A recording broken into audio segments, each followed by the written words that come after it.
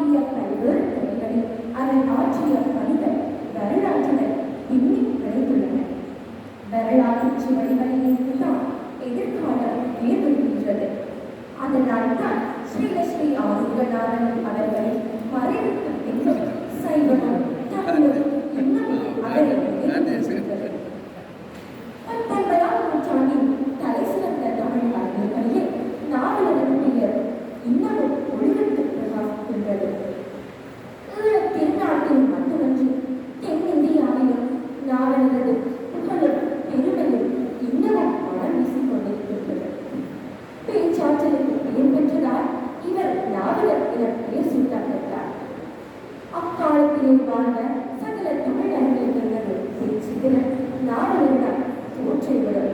அந்த அளவுக்கு பேச்சுத்திறன், தெளிய அறிவு, தெளிவான சைவ சித்தாந்தம் என்பவற்றுடன் அவரிடையே காணப்பட்ட ஒழுக்கம், கல்வி பெருப்பு, தன்மானம், நாட்டுப்பற்று போன்ற உயர்ந்த விழுமிய பண்புகள் அவரை புகழி உச்சிக்கு விட்டுச் சென்றது.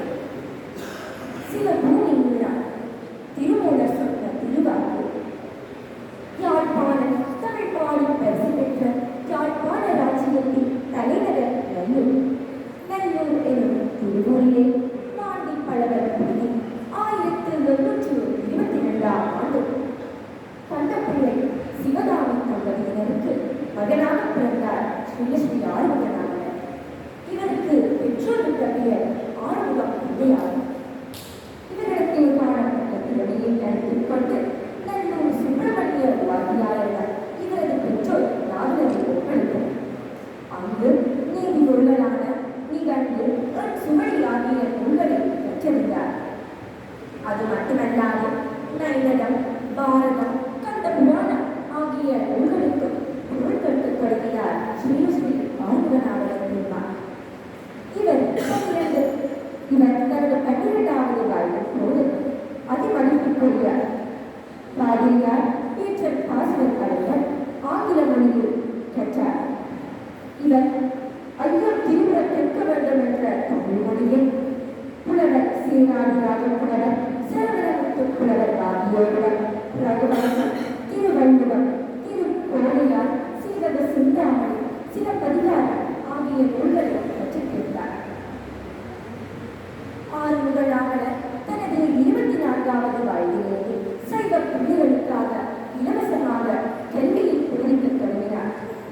சைவ சமயத்தின் உண்மைத்தன்மையை நிலைநிறுத்த மன்னார் பண்டை சிவன் கோயில் சைவ பிரபந்தங்கள் எழுதினார். 1848ஆம் ஆண்டு மன்னார் பண்டிகையில் சைவ பிரகாச வித்தியாசாலை உருவாக்கினார்.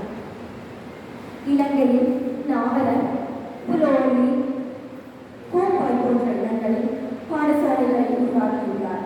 வரலாற்று சிறப்பு மிக்க திருக்கேதீச்சரம், நகுலேச்சரம், நல்லூர் கந்தசுவாமி கோயில் ஆகிய கோயில்களில் திருப்பணிகள் செய்ய தன்னையே அர்ப்பணித்தார்.